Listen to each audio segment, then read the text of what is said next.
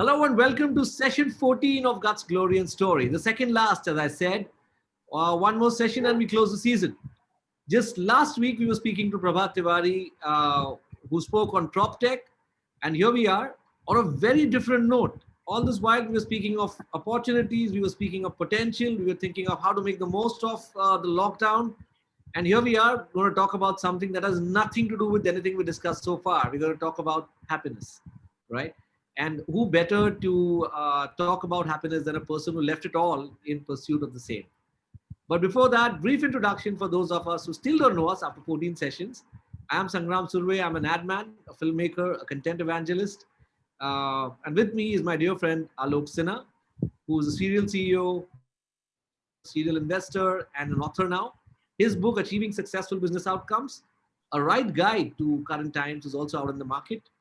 And the lay of the evening is very clear. We'll be throwing a lot of questions to Akhil on his wonderful journey through Reliance, through Blackstone, and later Harvard, and then his theory of LLP.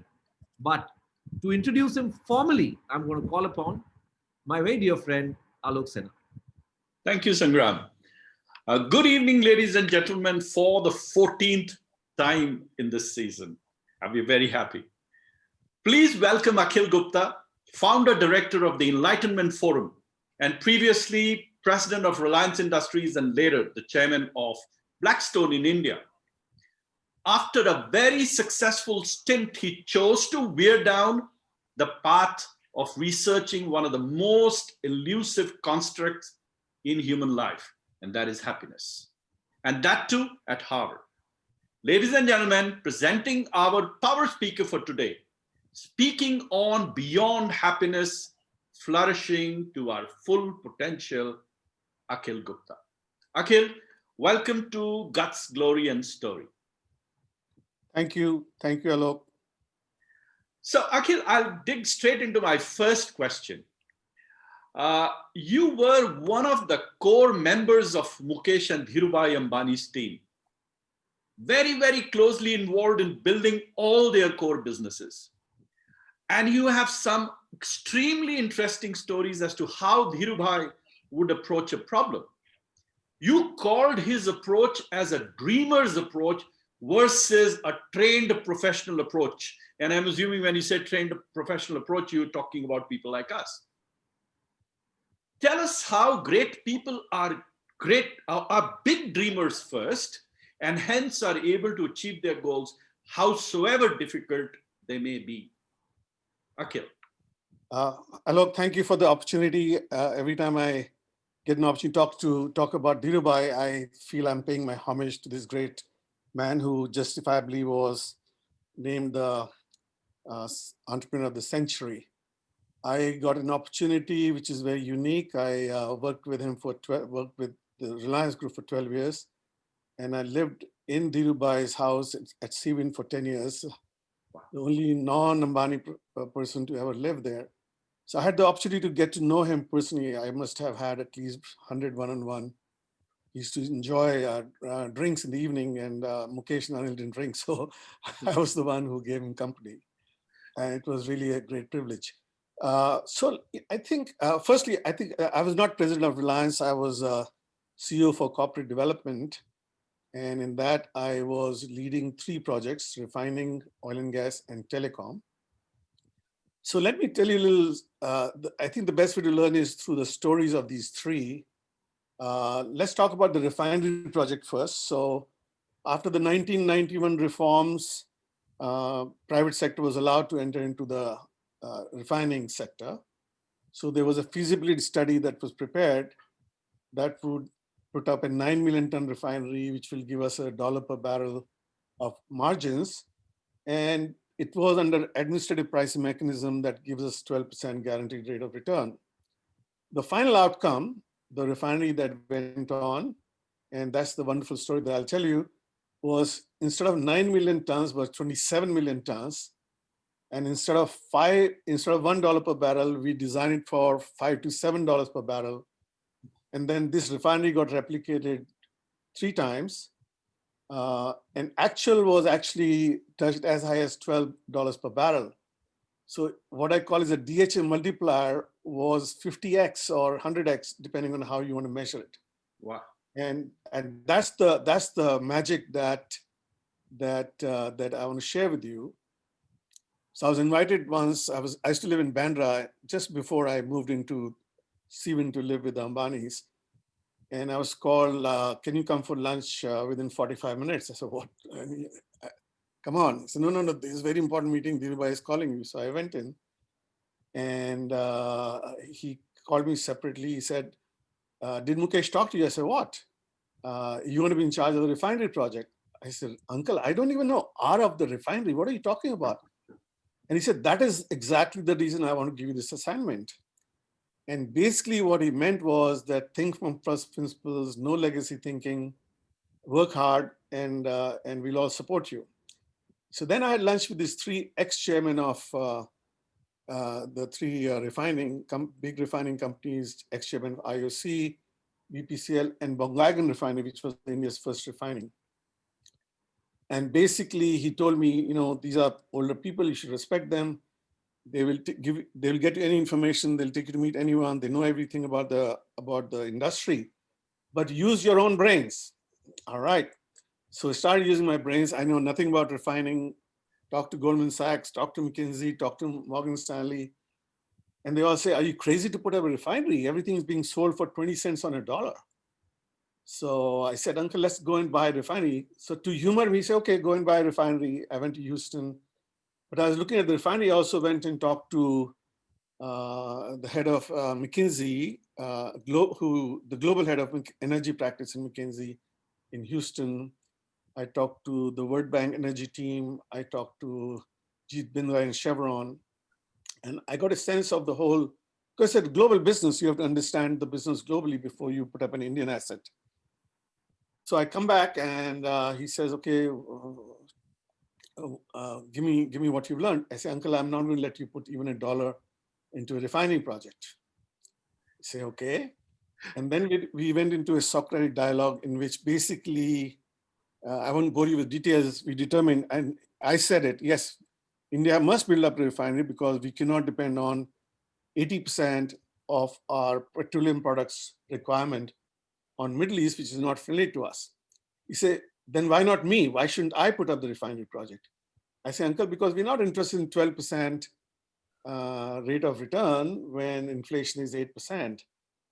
And he says, okay, so all the other refinery in the world are getting that. I said, no, because they don't have administrative pricing mechanism. It's a free pricing. He said, okay, I'll get you free pricing. I said, what do you mean you get me free pricing? No, we'll change the regulations. All you have to do is prove that it's good for India, and then I'll get the regulation changed. I said, Uncle, the second problem is the kind of refinery we want to put will take a lot more money. And he said, "Tu mere se paise ka baat karta hai?" Any amount of money is available. So the two lessons that I learned from there was basically that as a professional, I came to the conclusion with my constraints in mind. That is, there's a regulation, there's a constraint of money, and hence we can't get into the refinery project. So imagine if Dhirubhai was not there, then we would have put up that refinery with 1/50th of the value that got generated. And if you look at the refining business, it has given amazing amount of cash flows for the last, it was what, 1999? So almost 20 years. And we were lucky to not have any recession. So you have, sustained cash flows. And that has provided all the needed money for geo and retail. And I know the entrepreneur can have the luxury that Reliance had or Mukesh had in terms of getting so much of cash flow. And he's equally visionary in trying to get away from business of the past to get business to the future. But you can see how Dhirubhai laid the foundation with this entrepreneurial thinking. So we set up a deep conversion refinery, which was basically to import heavy oil rather than light oil. And that means you save $5 to $7 per barrel on import of oil. And not only you giving higher profits to Reliance, but also you saving foreign exchange to India. So that was an amazing example of what an entrepreneur thinking of first principles and whatever he wants, he's dreamed of getting into the refining business, and he wants to get into it. And whatever objections are there, he wants to overcome them logically, obviously. So to me, this is just like you have compounding effect of time.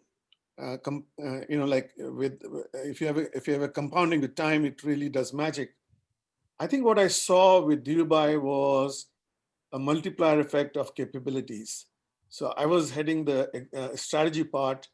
Mukesh was heading the implementation of the project part. And there's no other project director in the whole world better than Mukesh Ambani when it comes to project execution. And he is able to cut costs by 30, 40% by first principle thinking, and also to do it faster than any other person can do. An amazing creative financing that Anil was leading. And obviously Dhirubhai at the core is driving us all to do better and better and better. And the Dil Mange more was really very apt for Dhirubhai. So that's one example of refinery.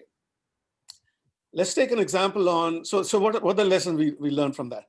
That, we professionals solve a linear programming problem, that there are constraints and we want to maximize the objective function with the constraints. And Dhirubhai recognized no constraints. He just wants to dream, and he wants to realize his dream, and he will, one by one, take care of all the constraints. He trusted and empowered me fully. I mean, I had no idea. I didn't know anything about Reliance, but he made sure that there's a team of Mukesh, Anil, myself, and even Manoj did a fantastic job on taxation, etc. And it came out as magic. Now, as a consequence of us coming out and announcing that refinery, the 100 million ton of refinery projects that were announced, they were withdrawn because they couldn't compete with us. And SR was the only other person who they copied our refinery exactly. They couldn't come out with a better configuration. So every time I remember Dhirubhai, I say, what a magic this man with his simple way of thinking could produce. I can give you another example of when we went into oil and gas business. That was the second business that was given to me. And first time we went to him, he said, Uncle, this doesn't give much returns. We can expect only 8% IRR. He said, I'm fine with 8% IRR. In fact, as long as I return my capital, I'm fine. I want to learn this business, and there'll be opportunities to make money later. So we bid for Panna Mukta Tapti with Enron, and he was okay with us getting 7-8% return per year. And what happened was we put in $150 million total into the project. And it was, at least when I was there, it was giving $150 million per year profit. And later on, it gave even more because the oil prices went up pretty dramatically. And then when the exploration opportunity came in, then I was going to select only one or two blocks. He said, no, I wanted to bid for the whole thing. And I said, Uncle, this is $300 million. The whole thing will require. He says, there's oil north of India, there's oil south of India, there's oil east of India, there's oil west of India. We're not condemned by God. Oil is here, and we will find it. It's because ONGC is a government organization. They've done a poor job of finding oil. And guess what? We discovered later on the biggest gas field in the world, and that gave us another $20 billion value addition.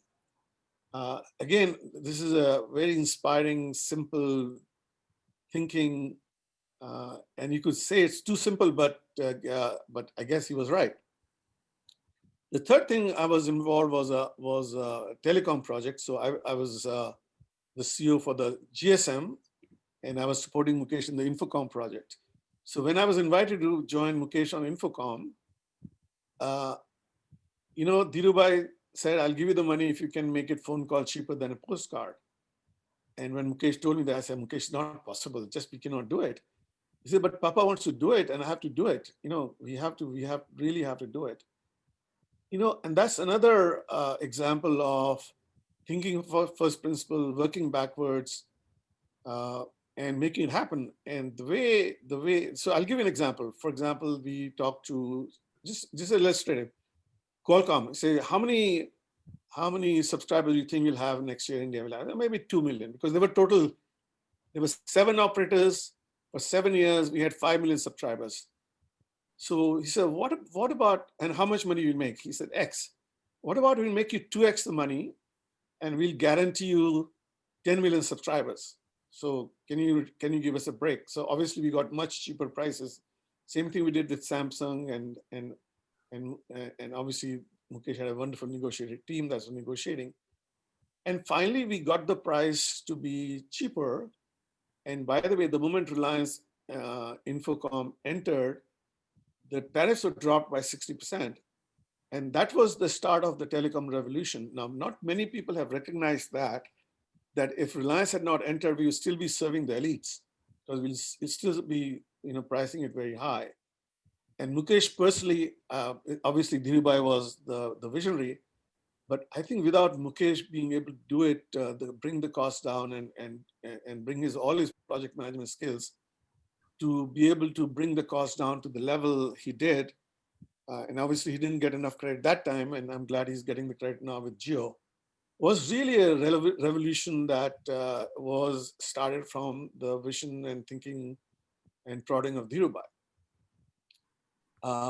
So I think these are the 3 examples. I hope I have given you some inkling to the working of the biggest entrepreneur in the world, in India, sorry, for the century. Absolutely. And Akhil, I had the good fortune of working with MDA for 2 years. And my book does talk about what you guys did. So I remember Bechtel had told Reliance nothing less than 5.5 years to put the refinery. And Reliance said 2 years and 2 years, 8 months. And you guys did it. And I have the story in my book about how you did it, part by part. Yeah, and not only that, I think Bechtel initially wanted like a turnkey contract. They wanted like 4.2 billion. And I spent a lot of time with Bechtel trying to understand, and okay, we can cut costs here. So it was 4.2 billion after I did my cost cutting kind of stuff. I learned a little bit. And Mukesh said, "मैं तेरे को 2.8 billion में करके दिखाता हूँ. I will get it done in 2.8 billion." I said, "Mukesh, just cannot be done." He says, "Okay, I've listened to you and all the other things. You know nothing about this project management, so you shut up." I said, "Okay, I will. I hope you're right and I'm wrong." And I was totally wrong, and he did it. And that credit completely goes to Mukesh and his team. Yeah, I guess even an entire session dedicated to stories of Reliance would not be enough. Yes, I have a lot more. So I just selected 3 that will illustrate more like the entrepreneurial spirit of Reliance. Absolutely. And we have a different agenda today. So I'm quickly going to jump to your next transition from a long stint of 12 years with Reliance. You then moved to Blackstone, and several milestones were also achieved at Blackstone. So we'd love you to talk about your experience at Blackstone as well before we move on to the Harvard journey. So, in terms of the 2 best companies, or rather, let's say I work for 3 iconic companies, Reliance, Hindustan Unilever, and Blackstone. Culturally, my first company, Hindustan Unilever and Blackstone, had much more in common in the sense that they hired the best people and had the highest ethical values. And so I felt culturally very, very comfortable when I joined Blackstone. In fact, when I joined Blackstone, it just happened to share with you all. It happened by luck because I decided to leave Mukesh in 2004. He requested me to stay for 1 more year, so I did. And I was going to join. I was going to join another private equity firm, and then Blackstone called me to say, look, they were thinking of starting their office in India. Blackstone had been for the first 10 years only in North America, next 10 in Europe, and then when that report on by this Goldman Sachs came in on what was that? What was that report highlighting the importance of BRICS, the BRICS report? So Blackstone hired Goldman, Morgan Stanley, McKinsey, a few others to say, tell us about BRICS. And the conclusion was that we should do business in China and India. And Tony James, who was the number two, was tasked to find the head of these two countries. Tony talked to two of his Indian guys. One was 1 year behind me at Stanford, and one I knew socially. So the guy who was 1 year behind me at Stanford was also based in India, so he knew what I was doing at Reliance. So he kind of told Tony about the three projects that I was the CEO of and what contribution I made, because this is not very well known. You know, when you're working for a entrepreneurial company, you keep your name, you know, sort of hidden and behind. You don't talk about it. So he learned about my capabilities, strategic capabilities, and this other guy who said, I don't know anything about his social capabilities. I just know him as a friend. And he said something to the tune of, you can trust him with a firstborn child. And that's how I got the job. I didn't get the job because, by the way, I had applied for private equity 3-4 times before and I got rejected. I didn't even get acknowledgement on my resume. So that was pure sheer luck getting Blackstone. And it was an amazing company. When I went for my first meeting with the chairman, Pete Peterson, who was the founder, and I said, Pete, I know nothing about private equity. Why the hell did you hire me? He said, yeah, you're right. There was if I tell you the number of who's who wanted your job, this line will go from my door to that, you know, like almost like 200 yards away. Wow. And the reason we hired you was because we knew that we were going to be working as a minority partner with entrepreneurs. And we wanted, and this is really the really enlightened thinking of these people. They said we wanted somebody who entrepreneurs will respect, and more importantly, who understand the entrepreneurs. So if you hire, he said, we hire the guys who already know. We can teach you private equity, we can teach you finance, not a problem. But it's very difficult to teach the mindset of the entrepreneur and somebody who can work with entrepreneurs. And I just felt very good about that they have hired me for the right reason, not for the wrong reason. And I knew that I'll succeed because they don't expect me to be what I'm not. And then I was spending a lot of time at Blackstone in New York. I was part of every investment community discussions. So the amount of learning that took place was quite amazing. I learned, you know, the lifetime of learning at Reliance, maybe 2-3 lifetime of learning at Reliance. And here's another lifetime of learning at Blackstone. You know, I must have participated in 100 investment committee discussions before I came and did my deal.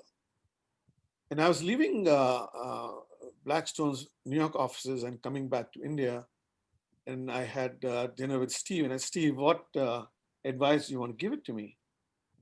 He says, you know, you're a seasoned businessman. What advice can I give you? But since you asked me, let me give you this advice. You know, hire people smarter than, it might be difficult for you, but hire people smarter than you. I said, no, that's quite easy. There are a lot of very smart people. And then he said, you know, whenever you have a trade-off between brand and economics, always choose your brand. And that is a man of my heart, because that's the way I want to live my life.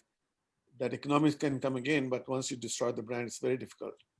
And they lived by that. I mean, you know, it's one of the, I would say, my respect for Blackstone is this is as good as it gets in terms of, you know, professional values. I don't think I think the difference between Hindustan Lever and Blackstone is very transactional, because you buy companies and sell them. After that, you forget about them. So that's what happens with people also, a little transactional in nature. Hindustan Lever, on the other hand, you know, I was only for 6 years. 80% of my best friends are still from Hindustan Lever. So that was the difference between the two. Otherwise, I don't think it gets better than Blackstone. Been very successful. The amazing part was that when I started 2004, Steve Schwarzman sent a memo after we raised the biggest fund, $21.7 billion, that any partner who's chasing a deal less than $200 million in equity has to take first permission from Steve Schwarzman personally. And he was starting in India, where the deal was supposed to be $25 million. And it was supposed to be minority. We were only in buyouts. And the public markets were terrible. The debt market was terrible. No debt could be raised, only equity. So totally different than what Blackstone was used to doing. And yet they ventured into it, and not only ventured into it. When I took the first deal of $25 million, Steve was personally present in the investment committee. And I asked him later, Steve, why did how can you afford to spend your time for a $25 million deal? He said, Akhil, it's not the deal, it's my brand. I just want to make sure that you're starting India well, and then you build a brand, and I want to send a signal to my partners. It's very important for us to succeed in India. And that to me was quite an amazing commitment from right from the top. Then before I joining, I said, Steve, I didn't tell him that I'm already left Reliance, that I'm going to leave Reliance, and although I didn't have to leave Reliance, I was always there. I could always been there as part of the family. So how do I know that you are committed to India? Because this is so different than what you're used to doing. And I said, how can I? He said, how can I assure you? I said, you want to commit $1 billion? So $1 billion, my God. If you do $500 million in 5 years, I'll be very happy. So fast forward, Reliance has done, I think, almost like $15 to $20 billion now in 15 years. It's been amazingly successful. One of the, I think, last couple of years have been more successful than any other region in the country. So the long-term thinking of Steve and Tony is quite amazing. They were prepared to invest all this. And I remember a discussion after 2 years, Tony said, Akhil, when I took a deal he didn't like, he said, I think you're feeling pressure to bring a deal. We don't mind if you don't do a deal for a year or 2 years or 3 years, because we just want to learn. Bring us as many deals as we want. Just we want to learn about India. So when the deals get bigger after 10 years, 15 years, we want to be fully ready to do it. And that's exactly what has happened. So I'm amazed at the long-term vision of these people, the investment they're prepared to make in people and in countries where they think is important. And it's paid very, very handsomely. So it was, I would say, again, I was as lucky to be a part of Blackstone as I was Reliance. Very different experiences, but something that is very valuable in my life.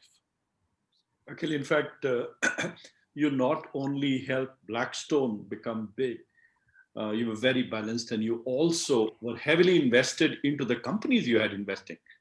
And at that point, I didn't know you, Akhil, but one of your investments was CMS Computers, and my chacha had a significant chunk. I mean, I think CMS made some 800 crores or something. Yeah. And you actually took only 45% in the beginning, and took the rest 55 at, I think, 2.5 or 3x. So you really converted the business and gave the money back to the owners. So I think that's the reason why. One of our unique proposition was, in fact, that used to reflect when we used to go the diligence. I was focusing on, and this again from, I used to quote this from Dhirubhai, that look, if you were to think without constraints, what can you be? And entrepreneurs used to find it very, very refreshing, which no other private equity player talked to them. They talked about, what the growth rate and all that stuff. And here I was saying, how can we make you realize your dream? We want to be part of your dream. And the team that I had a guy who was chairman of Times, or the CEO of Times of India. Diki Saldana was working with me. I had Gautam Chakravarti, all ex-Hindustan Lever guys, very professionally groomed, very good in terms of implementation and management, professional management. And when they see the team, it was so different than most other private equity players, which mostly initially had. Now I think later on they've all added operating partners, but they used to have mostly people who did Excel sheets. So that was a differentiating point. And we got, which, it's very rare for companies to get exclusively. And we used to get exclusive. That moment we say, okay, fine, we are prepared to do the deal. We'll get exclusive to do diligence for 3 months. And and that was something that was saying that yes, our unique proposition is accepted in the marketplace. Yeah, so I would like to take this from this point. I'd like to take to another, which was the crucibles moment for you, and which changed the direction of your life. And we would like to understand more. But what intrigued me when we were talking was there are books written which says from good to great, but you said the reverse. You said you had seen a lot of good, a lot of great, but you wanted to understand more about the good, more about the goodness. So you made a very critical distinction between goodness and greatness at a time when you had decided to leave Blackstone. In fact, I know when you and I we were talking, you had an offer for an insane amount of money. I remember you said $500 million. I won't name from where, but you had $500 million for yourself, and you left that. You left that offer to pursue what goodness is all about. What made that change, Akhil? And it's an important piece because not many people would do it. I mean, at any point in time, $500 million is a huge amount of money. Couple of reactions to that. One is, if you do not ask the question, how much is enough, it's never enough. And when I was young, then my parents, I forget this exact full quote, but what I remember, parts of it was, Jab aave santosh dhan, sab dhan dhul saman, which means if you get the wealth of contentment, then every other kind of wealth is like dust. And there are a few things that guided my life. One was that, one was Nishkam Karma. I always approached my life as a duty. I was not as an ambition, but my DNA was do your duty well. You have to do the best you can. So I was very hardworking. If you watch my work, you'll think I'm very ambitious, but that ambition came from doing the best you are capable of. That's your duty.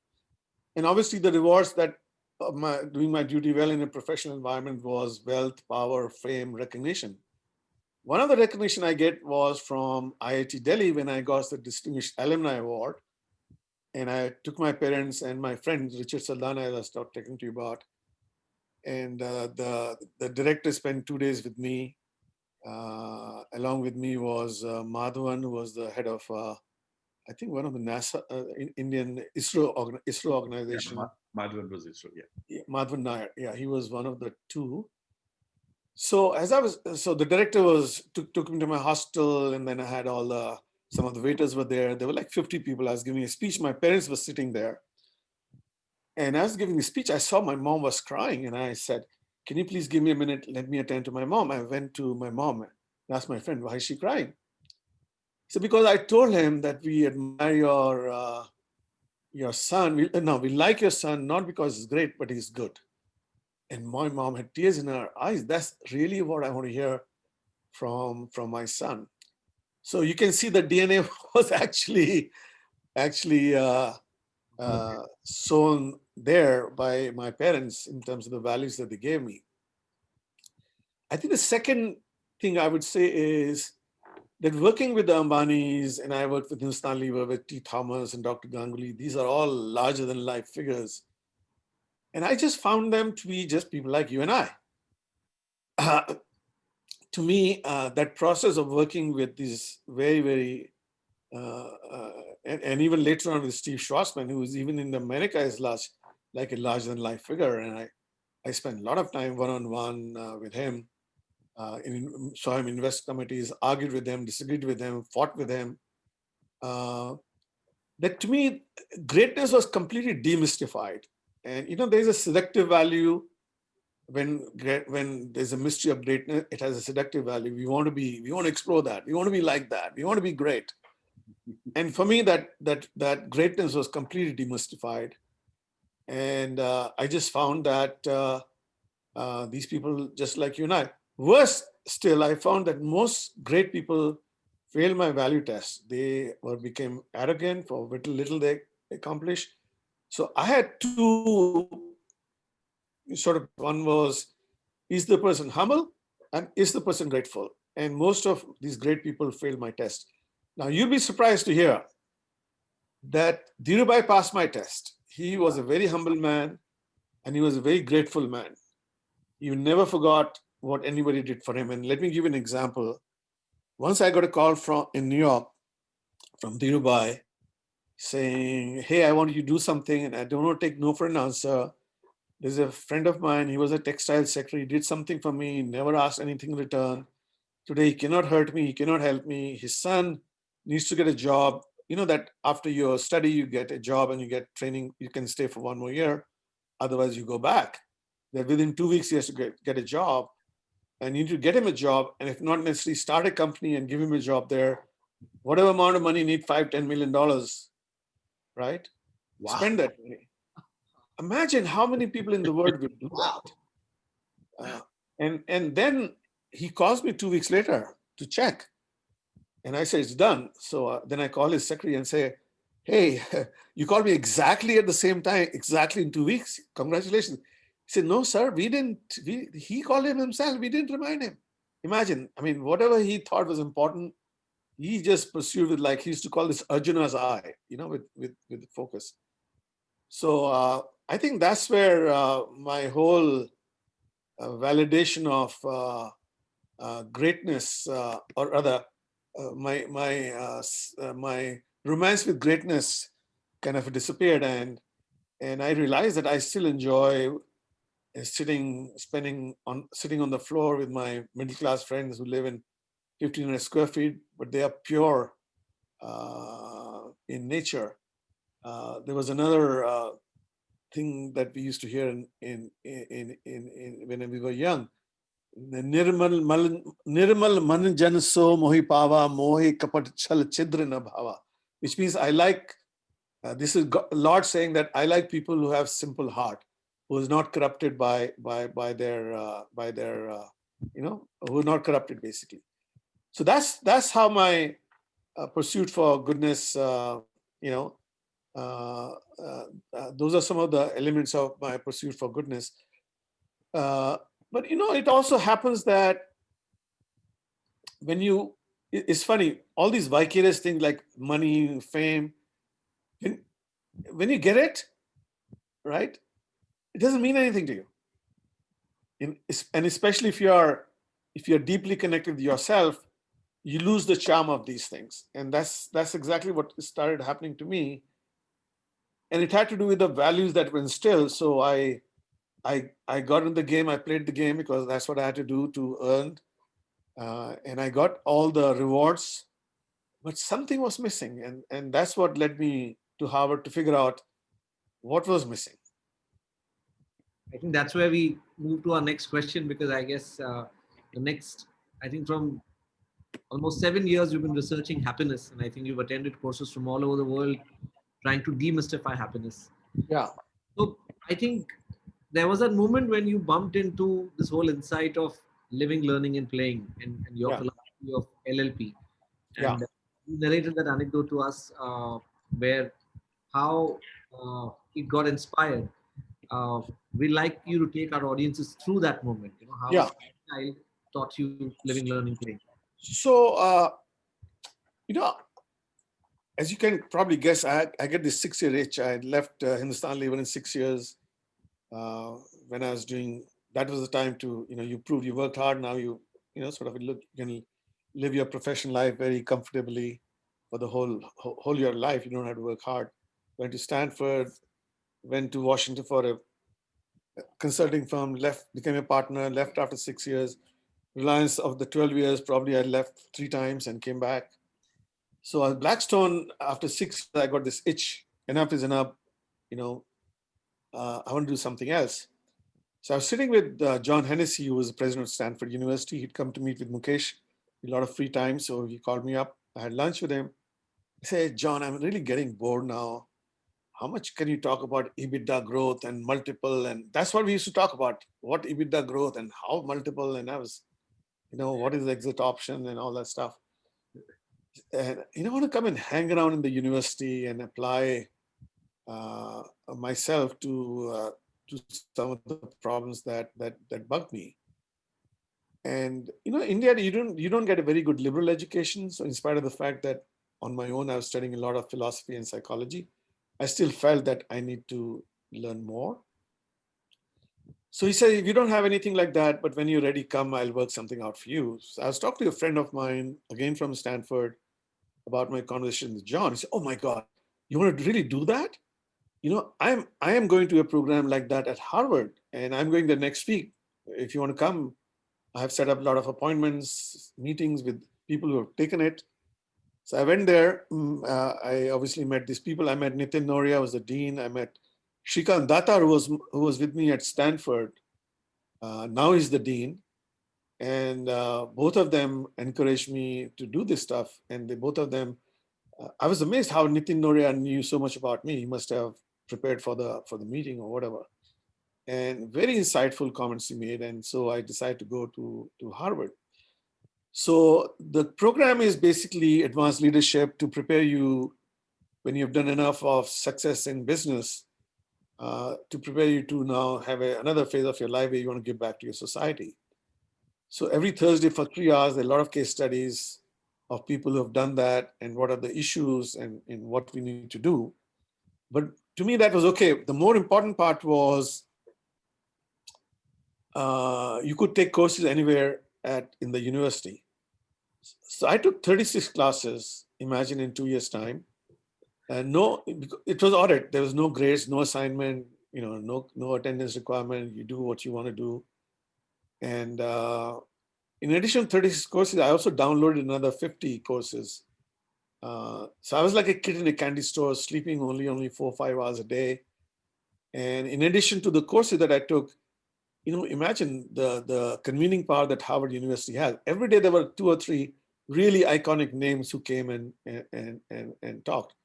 So the learning that I was getting was just absolutely amazing.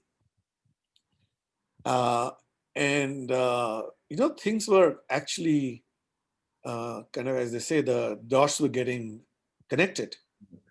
And the key dot that got connected to me was basically that, you imagine your childhood, you're basically very happy. So I was thinking, we were happy as a child. I was happy as a child. More children are happy. What's happening to us now? So so it was brewing up inside, and I was starting to do things that I didn't do before, which is spending time with my family. So I went to I'm not married, so my sister's children are like my own. I'm their second father. They treat me like that. So I was spending a week with my nephew in Austin. His 6 months old daughter I was looking after because he had gone to work. Elder sister had gone to school, and mom was cooking. So mom said, "Hey, look after her." So I was sort of spending time with her. And I said, when we were learning at Harvard in psychology, they did experiments on children to understand whether we are selfish or not selfish. We believe in fairness, not fairness. They did experiments with children and monkeys. So here's my experiment with my grandniece, that after she was fed, all she wanted to do was learn, love, and play. That was the moment. I said, my God, I think I'm onto something. And then suddenly it came to me, if you look at Lord Krishna's life, there were 3 phases depicted in his life. First is a naughty child who's playing with hitting with gopis and ha ha ha ha, all that stuff. And then his love affair with the gopis, not a romantic sexual kind of thing, but it's more of a spiritual love, having 16,000 gopis, a kind of universal love. And then is the learning, which is the Krishna, right? And Arjuna, giving all the wisdom and the whole philosophy of the Gita. So I said, we have to have all these 3, not just one, in our life. And then as I was working on it, what came to me was, hey, no matter what you do in life, as long as you do with learn, love, and play mindset, which I call it the LLP mindset. So for example, if you're working professionally, right, your love is basically creating goods and services, right, for society.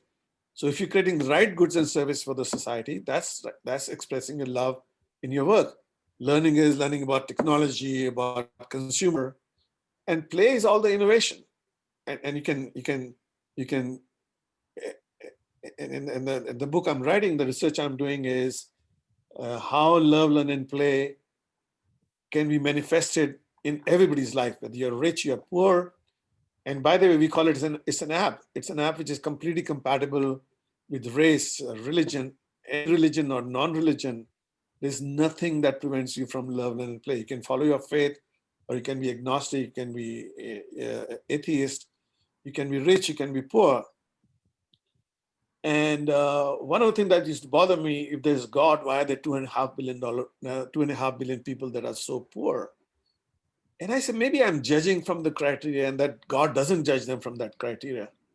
And one of the criteria, I think, even the poor people can be very close to us, is love, learn, and play.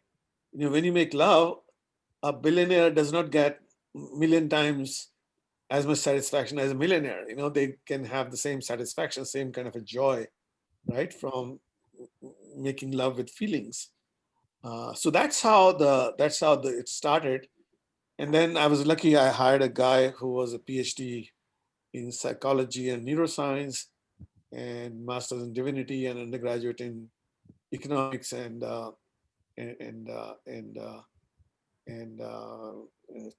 computer science. He was at the Harvard Human Flourishing program, which I joined as a board member, and they didn't have the budgets to keep him, so I hired him. And then I have now 4 other people who are working. We're still doing research, but on our website, which is www.uef.org, there's a lot of insight that we're already sharing with people. And I love to. This is not my project. This is our project, it's humanities project. I think this is what we need. There cannot be any universal religion, universal code of conduct, but this is something that is compatible with everyone. It doesn't come from outside; it comes from inside. This is one of the other observation that I found was that in the West, they feel that human nature is like Hobbesian. We are brutish and we are selfish. And, you know, in the Eastern thinking, we think like we are Satchit Anand, right? So in the West, they feel our nature is selfish, but we can put a civilizing layer so that we can have a society, functioning society. I feel the opposite, that I think we are potentially divine, is a cultural layer that has a lot of false narratives. And if we can see through that cultural layer, then we can see through our true nature of our reality, which to me is love, learn, and play. Beautiful. So I will urge you, all of you, to reflect on this one. You know, by the way, I've read through every philosopher, all religions, and I say it's too complicated, you know, and they came and went. There was a reason they came and went, because they cannot last. They were there for that period, for that era, for that region, but they were not universal, although they all wanted to pronounce themselves to be universal, but they cannot be. You know, if you look at Krishna, he talked only about Pandavas and Kauravas and this thing, right? Or Christ or Muhammad, they were all talking about issues about their region. Obviously, none of them went around the globe, right? Although humanity is one, they never went around the globe. So to me, all these things came together. Another two other insights that came to me is that if I take all these things as our effort of meaning making, and how meaning making is different because of level of education, level of knowledge, or how developed we are in terms of our own personal development. And the second thing was that, you know, it happened in my life that as we are implementing this learn, love, and play through society, being social, then the means to love, learn, and play becomes the end. So there's a means and ends inversion that goes on. And we don't know it. It happens unconsciously. That's what happened to me. That although I was not chasing money, but money, I was counting money. I was very happy when I was invited on a TV show. I was very happy when an article came in my newspaper.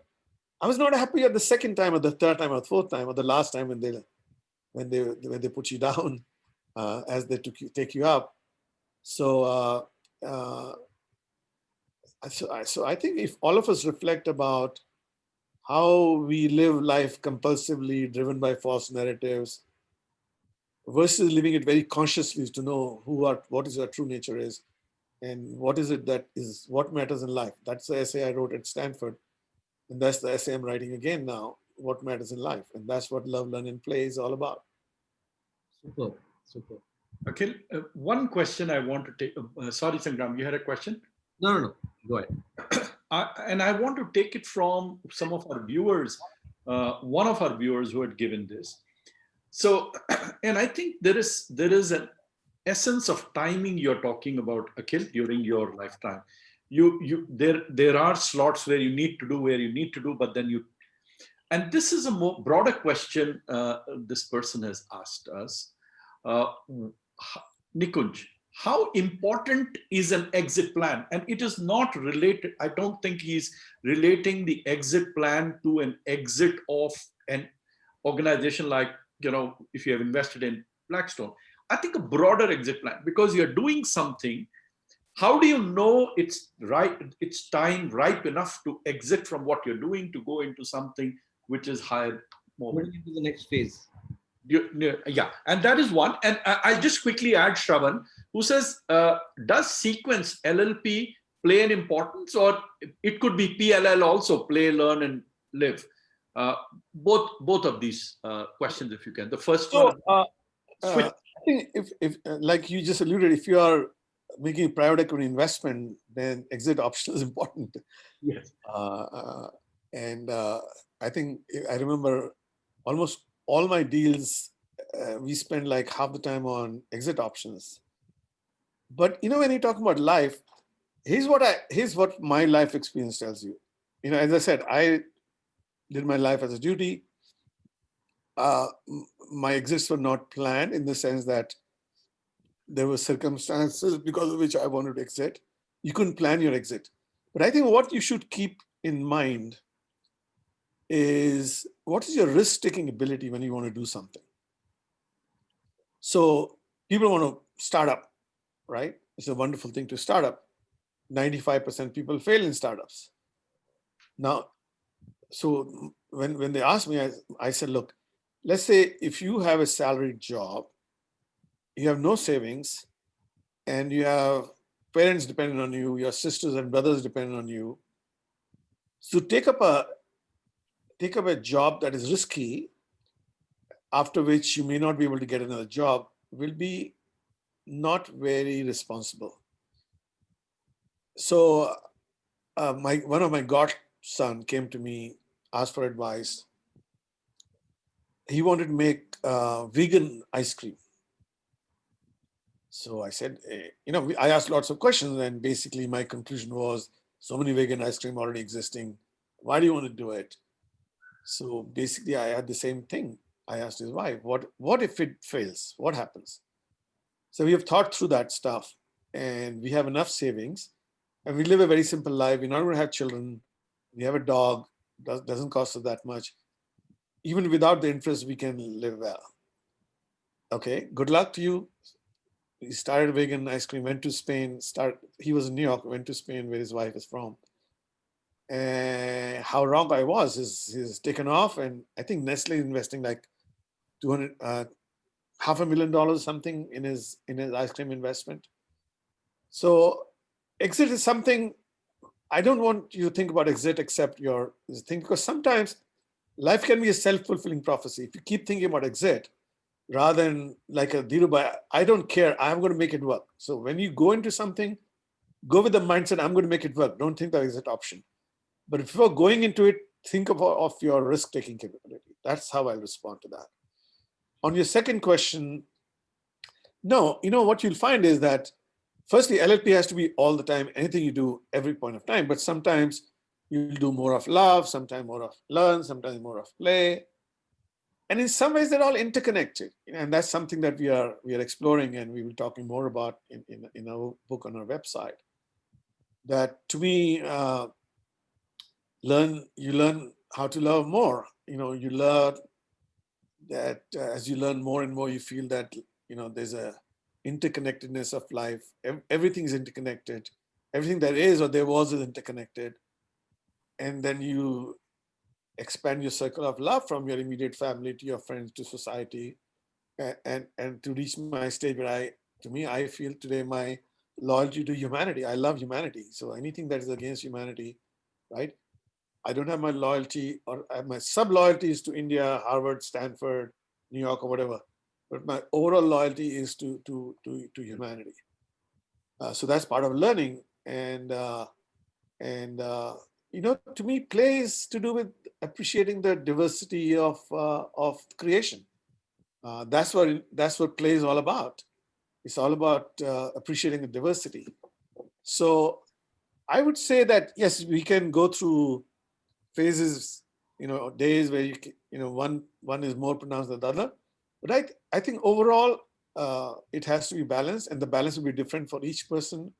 How you manifest these love, learn, and play will be different depending on your circumstances. But as long as you're conscious about the fact that yes, these are my deepest longings. This is my inner voice, my inner child that has to be fed, not just my socialized self. If you feed your socialized self and starve your inner self, which most of us are doing, by the way, and that's the cause of so many mental problems in the world. If you keep feeding your inner child through love, learn, and play, even if you don't have such a great, sort of a material basket, I think you'll have satisfaction in life. You'll have flourishing in life. And flourishing to me is like letting it unfold. Let the life unfold. It's not about achievements. It's about unfolding of life. It And reminds me. what you want to be, what you are meant to be. A rose flower doesn't want to become, another flower, and so on, so forth. I think it reminds me of a book and a philosopher which I read when I was way back in college, called Eric Fromm, and Yes, he had this wonderful book which was titled "To Have or to Be." yes, He very clearly says that the way of life, if you really want happiness, is not to focus on to have, but it's to focus on to be. And exactly. if you think of love, learn, and play, it's all got to do with what you can do. It's got Yes, nothing to do with the possessions that you will. yes. And that's a very Eastern philosophy. In fact, in China, it's about becoming, not even being. It's becoming, right? Yeah. And which is closer to the Western way of thinking of becoming. Unless you become something, you're nobody. And especially in our Hindu philosophy, it's about just be, just be. I And, think and to me, that we can all be just be if we live a very conscious life rather than compulsive life. So if I have to give one message to you all is just be conscious about what matters in life, and think about how you can manifest love, learn, and play in your life. And hopefully, some of you, if not most of you, will find more flourishing and more fulfillment. yeah. I think we have two interesting questions, and I think those are what we can squeeze in. And I think they're kind of related. One comes from Samir Sate, who thinks, do you think you hit upon the idea of LLP because you're grateful that you got material returns in your life? If you weren't, uh, would you still have got it? That was one. And connected to the same, there's a question from Preetham who says, it was interesting. It would be interesting to know what would be Mukesh Ambani's views on LLP, and how he identifies with such a concept. And do you have any anecdotes on that? That's a Yeah, tough one for you. yeah. No, I think let's start with the last one. One of my dream projects, if I'm dreaming like Dhirubhai, one of my dream projects is I would have a series of LLP in the life of Mukesh Ambani, LLP in the life of Bill Clinton, LLP in the life of Bill Gates, right? Because I can tell you, Mukesh had lots of love, lots of play, and obviously huge amount of learning. And I give you one thoughtfulness of his when I was a poor student at Stanford. I didn't have money. By the way, I used to eat only one meal a day at Stanford till Mukesh came in and started buying groceries. And I was cooking and he was buying the groceries, which Tinupuri said, oh, that's the exploitation of the rich of the poor. But I was very grateful that he was buying all the groceries. So, when he was going to India for Christmas holiday, he said, what are you going to do? I said, I'm going to just stay here. Why don't you go to your friend in New York? I don't have the money to go to New York. Next day, I had a ticket in my room to go to New York, return ticket, right? That's to me is thoughtfulness and love manifested. I think this first question is a very, very important question, very insightful question. And let me tell you, I didn't think, see, I am here because I was at Blackstone and Hindustan Unilever and Reliance. But let me tell you, if none of these things happened, I never thought less of myself, or I don't think more of myself because I have the money which I was lucky to make at Blackstone, or or I had the success. I had all these iconic jobs and all that stuff. No, I'm very grateful that I had that. But let me tell you, I have friends who don't have any of that stuff, and and I enjoy being with them. In fact, actually, I have a deeper soul level interaction with people who have much lesser, and who are not famous people, who in societies are not successful, but they're pure. They are the nirmal man jan so mohi pawa. So yes, I've cherished this. I've enjoyed it, but I never defined. That's the important thing. I never defined myself by any of these things. So yes, they came. I cherished them. I didn't define them. When I didn't have them, I don't miss anything. Not going to Blackstone, not coming on TV, not all that stuff. I don't enjoy it. I don't miss it at all. In fact, I was not willing to do this till you pushed me pushed me hard for doing this stuff, and I thought some of you may benefit from my learning, so why not? In fact, I know you really dissuaded me hard because I wanted to get you in the second one. And he was like, do you really want to? So first he said, I don't want to talk about how to build businesses. I'm done with it. I want to talk about what I love, which is build humanity, and so on and so forth. So he actually said, get me right to the end. Don't bring me up front. And that's why I reached out very late to him. And by the way, you're getting a lot of rave reviews on the chat box also. Prabhat, he's a Stanford alumni too. You're getting some rave reviews about how beautifully you're connecting the Eastern mysticism with whatever you're learning. But I think we kind of run out of time, Akhil, and I would say thank you very much. What I would call as whiff of fresh air.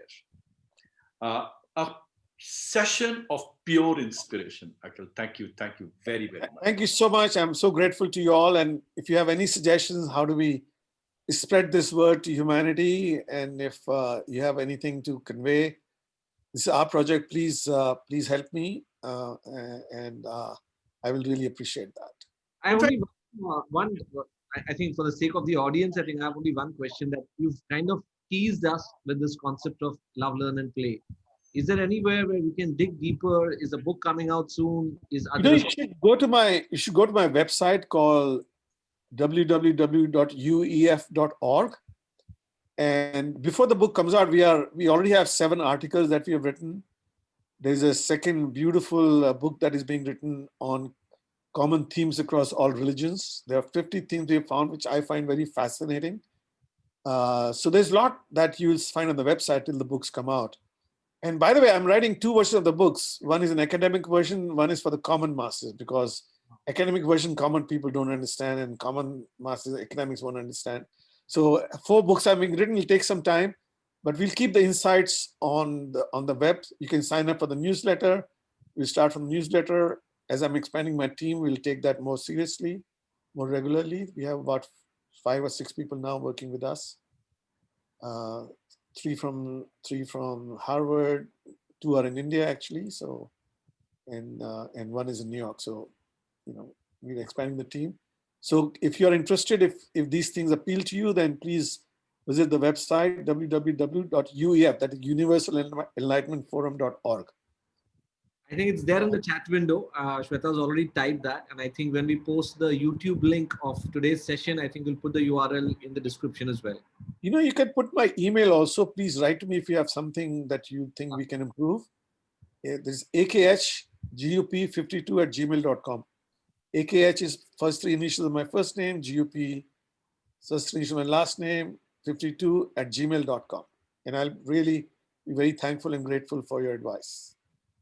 And you can also connect with Akhil on LinkedIn. He's pretty active, releases a number of newsletters. So reach out to him, just say you're part of GGS, and Akhil, I'm sure you will accept all that.